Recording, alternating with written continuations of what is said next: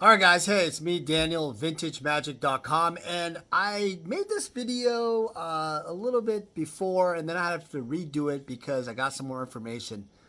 I want to do a video today about the PSA purchasing of SGC grading. PSA is parent company is Collectors, and they own multiple companies, and PSA is one of those companies. But basically, PSA and SGC are merging together to become easily the biggest company of grading in the world. And the percentage of grading cards and stuff is about 85% plus in the market. So a significant share. A lot of people say that would be a monopoly, which it pretty much is. But I want to talk about it in terms of Magic. And also, I want to mention something to you guys. I'm going to be at this thing called the La Gala TCG Con. It's in Paris, France, May 4th and 5th. It's a Saturday and Sunday.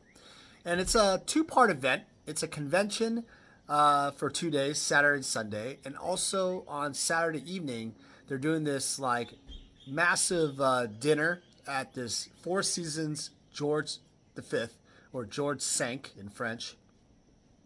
It's supposed to be like a black tie event, but they're going to feature a lot of museum, high-end quality artwork, cards, etc.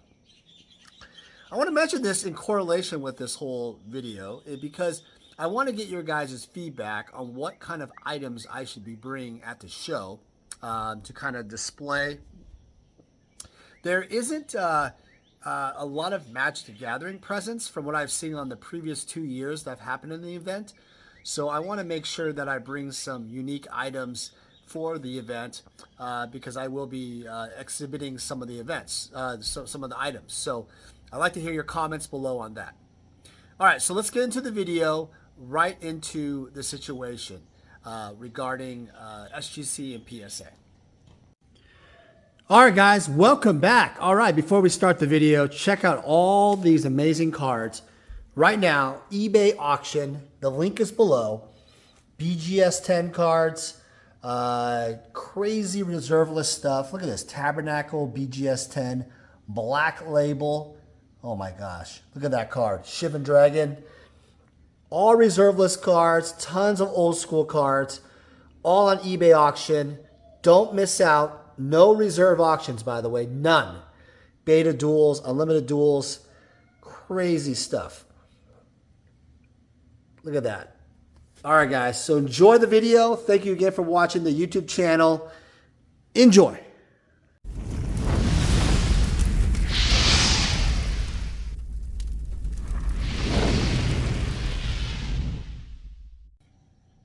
All right. So PSA, parent company Collectors Universe, bought SGC grading. Now 85% of the industry of card grading itself. That's a huge thing. A lot of people are speculating what's happening with BGS, what's happening with CGC. Is Fanatics, you know, the big corporation that does all the, who they bought, I think, Panini or some other card company. They basically are the dominant company out there in that world. They must be having to buy a grading company next, right? Fanatics also bought PWCC, which is basically going to be, I think, rebranded to a different type of business. So they're going to have a marketplace now, which is pretty awesome. And they also have Fanatics Live. So there's some big buzz going on in the sports card industry, but I want to talk about in terms of Magic. So why is this even important for Magic? Well, first off, Magic the Gathering grading for SGC is pretty much non-existent. It has no any kind of interest, right, for Magic the Gathering collectors. Not yet, that is. PSA themselves, they were used to be in the beginning of my career, were the #1 grading company for Magic Gathering when I first started this. They actually had the set registry. They were the first to market on that. I remember selling people their first cards for the alpha and beta sets, and what I've seen today as still some of the best sets in the world. They are now no longer the #1 by a long shot. Beckett has taken over, and then now CGC has now grown into quite a juggernaut in the TCG space. especially in the Magic the Gathering world and Pokemon world. So where am I? Why am I bringing this up? I think what's going to happen here is I really believe PSA is going to have a major push into the TCG market for Magic. That means that I think their pricing and their just the way they do business must change for Magic the Gathering collectors. Let me explain that. A PSA over the years has changed quite a bit, their pricing structure. But the most important thing you should understand is that they use a declared value structure. What that means is if an item is declared at $1,000, the pricing of their grading is based off of your declared value, so the $1,000 grading mark. If your card you submit is higher than that value, then you're going to have to pay the higher grading. Now, here's the troubling thing that I've heard this from many collectors and other people in the sports world especially. PSA actually contacts you to after the fact grading based on the value. So if your card, for example, is a PSA 10, Alpha Lotus, right? That now worth $500,000 plus. But let's say the ungraded value was $100,000. Let's say their grading fee is, I don't know, $2,500. I'm making this up, by the way. It's all on psacard.com. You can look it all up. Let's say it's $2,500 to grade the $100,000 Black Lotus. But let's say you get a PSA 10. That card becomes now a higher grade, and then let's say you have to pay like $5,000 or $10,000 for the grading fee because you got a higher grade. Do you see the problem here? I see the problem. A lot of people feel like that's an ethical issue. It's also a really big issue in terms of going back to like ton of cards and administrative time and really just a serious headache. This is the serious problem that PSA has, and this is why they've probably lost a lot of business over the years in Magic, is that if you start charging people after the fact that you graded, no one's going to want to do the kind of business that way. It's not that they don't like the brand. I think the brand is really awesome, great social media, great technology, great innovations, etc. But if you start charging people after the fact, it's not going to happen. Another thing is I also believe that the pricing is a little bit kind of say Stone Age in a way, right? It may have worked for sports cards, etc. But in the TCG world, I don't think that that's something that will work. It needs to be in a way like, these are the prices for modern cards. Doesn't matter what they go for. These are the price for vintage cards that are non-Power 9, non-dual lands, have a list of cards that are of a certain set pricing. And these are the prices for the Power 9, etc. That makes more sense to me. If you were to be, I guess, more cost specific. Obviously, you would ditch the declared value thing where if the item goes up more because you got a higher grade, you don't want to have that at all. Now, recently, I went to PSA for these 5 artist proofs that got graded. People have asked me about that. PSA was kind enough to do some like a marketing thing for me, so they graded those 5 complimentary for me. That was really cool. And I will say though, but with their current pricing structure, the fee would have been very high, right? So we need to have artist proof centric type of pricing, or if they do test prints, stuff like that, like test print specific pricing. Could be a set collector special for certain sets. Anything in this particular set is going to be this price. That would, get people to submit cards in different set registries and compete and have more grading for Magic the Gathering. As it currently stands, there is very, very little Magic the Gathering grading in PSA. But I think with the merger with SGC, I think it's really going to change the playing field because they're going to want to continue growing that business, and they have the ability. I mean, everybody knows this. They have the ability to take over the TCG world in its entirety, in my opinion. Beckett does quite a bit of TCG, but I think the brand itself has been very inconsistent, has failed to deliver on its promises for its consistent grades and quality. The subgrades are quite a joke, in my opinion. They're not consistent at all. I've lost confidence in Beckett's performance. Honestly, it's pretty bad. My last order, a bunch of cards were all just basic 9.5s or basic 9s or 8.5s, whatever. They basically knocked centering and surface really hard, versus before they were a lot more consistent. Look, not looking for like free grades or whatever, but I'm looking for consistency.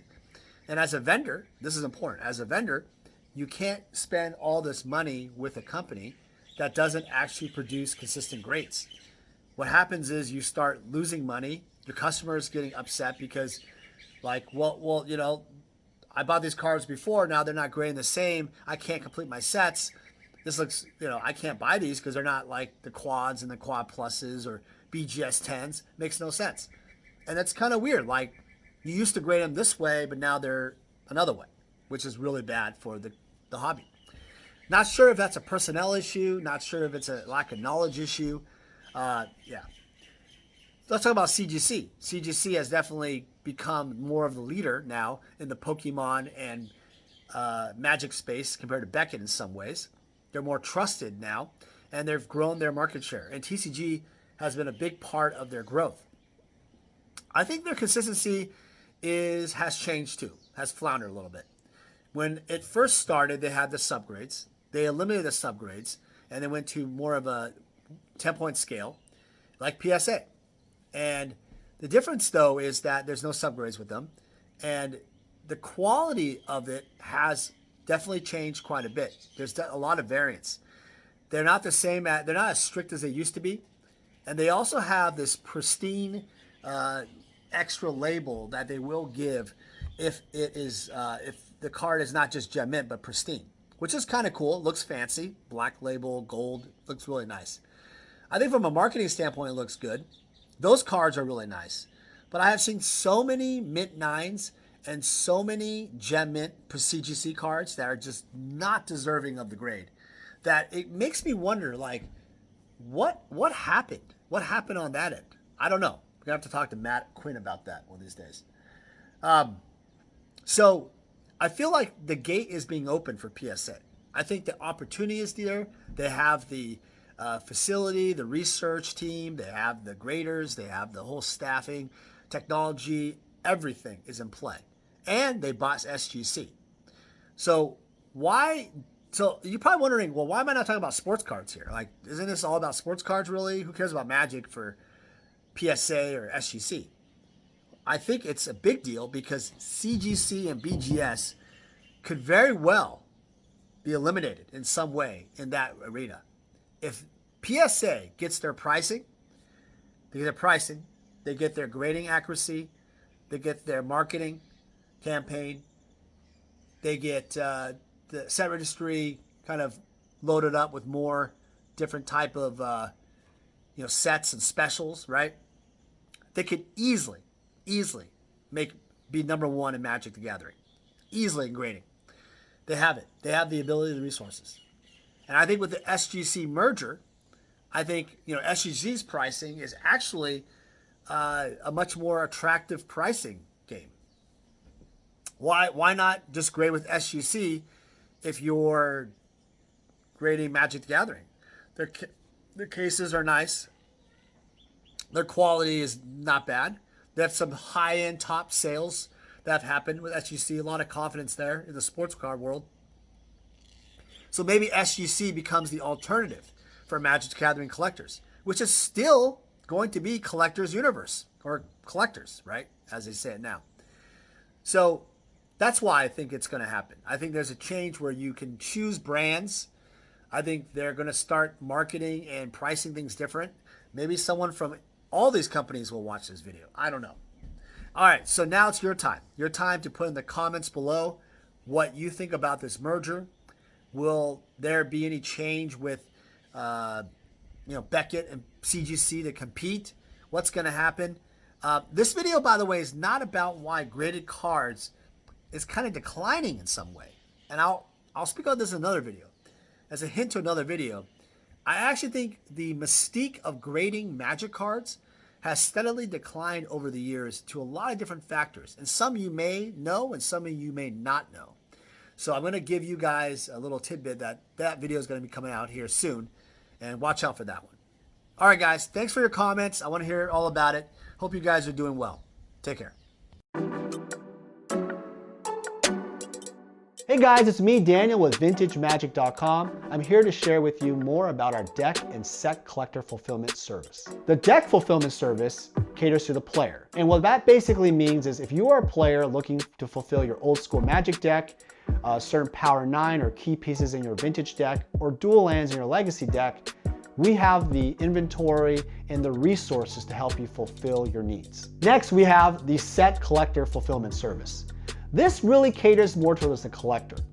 Oftentimes I've been asked, hey Dan, can you help me find this specific graded card for this set?